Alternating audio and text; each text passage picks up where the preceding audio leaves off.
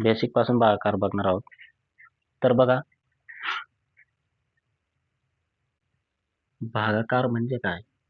जर समजा या कंसात 5 आणि या रेषेखाली 25 आहे, तर याला आपण कसं लिहू शकतो. प्रथमतः याला 25 भागिले 5 असं सुद्धा आपण त्याला लिहितो आणि 25 छेदी 5 असं देखील आपण त्याला लिहितो. अजून गुणोत्तर प्रमाणमध्ये 25 गुणोत्तरात 5 या सर्वांचा एकच अर्थ असतो, बरोबर. तर बघा, ज्याला आपण बेसिक पासून जर लिहिलं किंवा सॉल्व केले तर प्रश्न कसे सॉल्व करतात. बेसिक पासून त्याला आपण असं लिहितो, कंसात 5 आणि या रेषेखाली 25. तर हा जो 5 आहे, या 5च्या पाढ्यात 25 कितव्या नंबरला येतो, काय येतो, तेव्हा ते त्याला म्हणतात भागाकार. भागाकार म्हणजे काय, हे जे 25 रुपये आहेत ते 5 जणांमध्ये वाटणी करणे, याला म्हणतात भागाकार. तर तर आपण जर समजा 5चा पाढा म्हटला, 5 1 5, 5 2 10, 5 3 15, 5 चौक 20, 5 5 25, म्हणजे किती नंबरवर आला 5, 25, 5 नंबरवर. तर तो 25 इथे लिहिला आणि वजाबाकी केली 0 0. तर आता बघा मित्रांनो, हा जो 5 आहे याला काय म्हणतात, भाजक. कारण तो या दिलेल्या संख्येचा वाटा पाडतो आहे, म्हणजे या 25चा तो वाटा पाडतोय, म्हणजे भाजक येतो. भाजक म्हणतात त्याला, भाजक करत आहे. मग हा जो 5 आहे या 25चा वाटा पाडत आहे, म्हणून त्याला भाजक असे म्हणतात. तर याला काय म्हणतात, भागाकार. म्हणजे जे उत्तर येतं त्याला काय म्हणतात, भागाकार. आन्सरला भागाकार म्हणतात. आणि याला काय म्हणतात, भाज्य. म्हणजे जो वाटला जात आहे, हा जो 25 रुपये हे काय होते, वाटले जात आहेत, ते 5 जणांमध्ये वाटले जात आहे, म्हणून त्याला भाज्य म्हणतात. आणि जो वाटून देत आहे, म्हणजे 5 जणात ते वाटणी करत आहे, त्याला म्हणतात भाजक. आणि ते किती किती येत आहे, म्हणजे 5 5 रुपये आले, त्याला म्हणतात भागाकार. म्हणजे भाज्य, भाजक, भागाकार. क्लिअर. तर आता आपण बघणार आहोत काही भागाकार. तर ते बघा,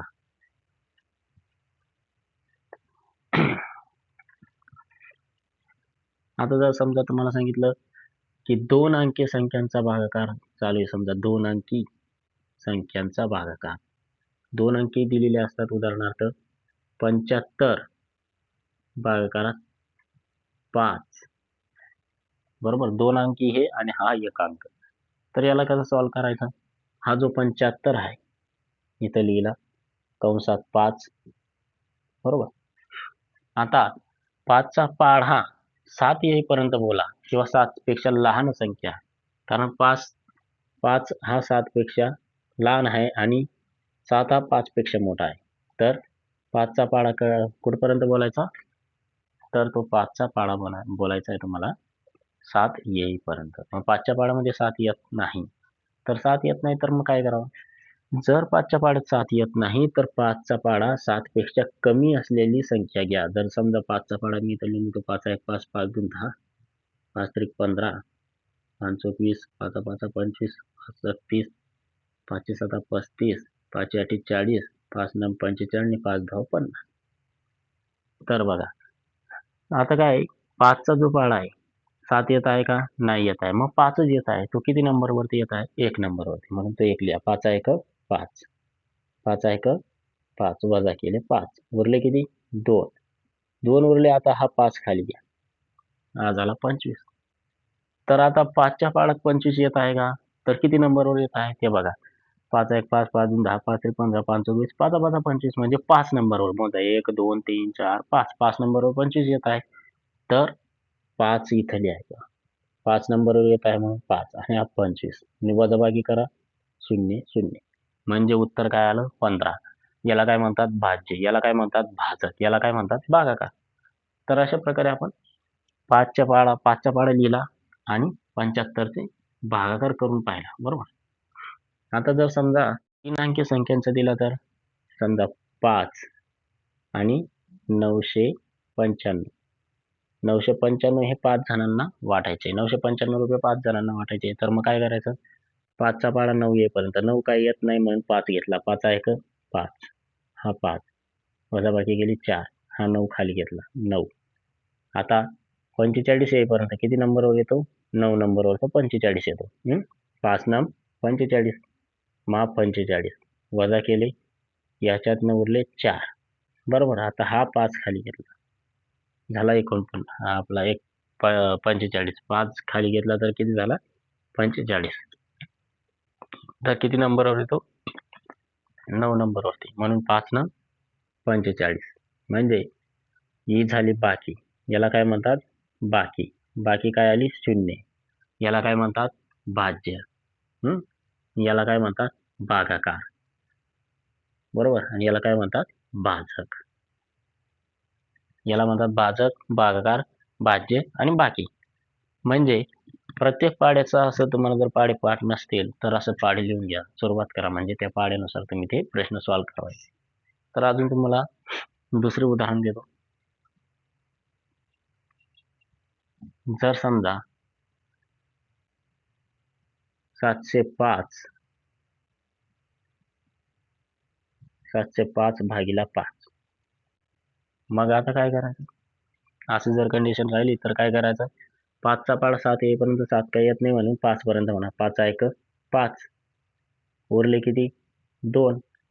मग आता 0 खाली घेतला 0. तर 5चा पाढा 20 पर्यंत 5 चोक 20, हा झाला 20. आता इथं काय झालं? 0 0. हा 5 डायरेक्ट खाली घ्या.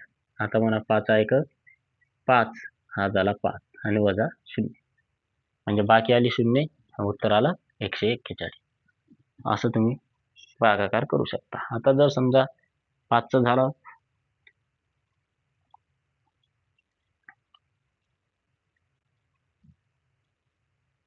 998 भागाकारात 2. जर असं राहिलं तर 2चा पाढा देखील तसंच. 2 बे 1 बे 2 4 बे 3 6 बे 4 8 बे 5 10 बे 7 12 बे 7 14 बे 8 16 बे 9 18 आणि बे 10 20. बरोबर. जर अशी कंडिशन राहिली तर काय करायचं?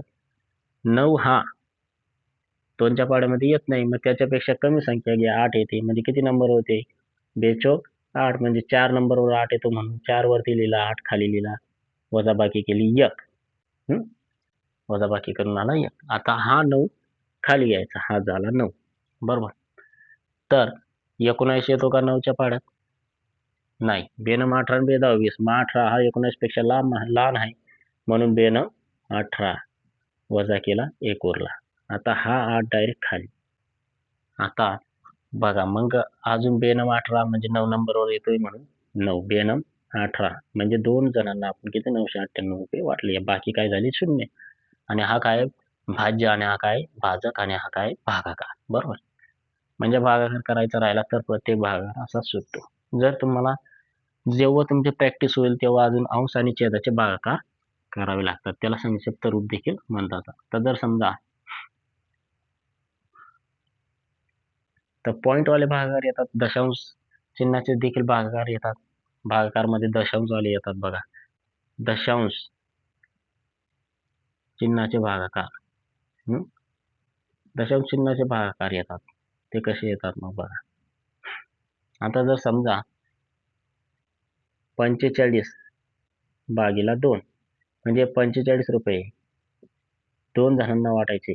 मग कसे वाटणार? मग 2चा पाड्यामध्ये 4 येतो, 2 नंबर होते. बे 2 4, हा 4 लिहिला, हा झाला 0. आता हा 5 खाली आला, या 5ला खाली घेतले. मग बे 2 4, 5 ते येत नाही म्हणून बे 2 4, हा 4 वजा केले 1 आला. बरोबर. मग आता 1 हा 2 पेक्षा लहान आहे, भाग जात नाही, म्हणून आपण काय करणार? इथं 0 घ्यायचा आणि वरती पॉइंट द्यायचा. आता झाला बे 5 10, 5 वेळेस बोललो म्हणून बे 5 10 आणि हा 10. म्हणजे यांनाच म्हणतात दशांश चिन्हाचे भागाकार. म्हणजे पॉइंटचे भागाकार आणि दशांश अपूर्णांकांचे भागाकार. बरोबर. अजून एक उदाहरण सांगतो. जर समजा 98 भागाकारात 3 आहे, तर हा कसा सॉल्व्ह होईल? आता 3च्या पाड्यामध्ये 3 त्रिक 9, हा झाला 9, हा आला 0. आता याला खाली घेतला 8. बरोबर. मग 8 खाली घेतला, मग काय करावा? आता 8 येतो का 3च्या पाड्यामध्ये येत नाही म्हणून 3 दुने 6. 8 येत नाही म्हणून 3 दुने 6 आणि हे उरले 2. मग आता 32 झाला, पण इथं 0 घ्या आणि वरती पण पॉईंट द्या, किंवा वरती पॉईंट द्या तर खाली 0 घ्या, म्हणजे हा झाला 20. आता काय होईल? 3 सक 18, उरले अजून 2. आता पॉईंट देण्याची गरज नाही, एक वेळेस पॉईंट दिला म्हणजे आता डायरेक्ट 0 ठेवा. 3 सक 18 म्हणजे अजून उरले 2, म्हणजे ते असं अनंतापर्यंत चालेल, म्हणजे 6 वरती 12 असं याचं उत्तर राहील, किंवा असं 6 6 6 6 येतच राहील, म्हणजे ते चालूच राहील अनंतापर्यंत. आणि 6 वरती 12 म्हणजे हे झाले तुमचे दशांशवाले भागाकार.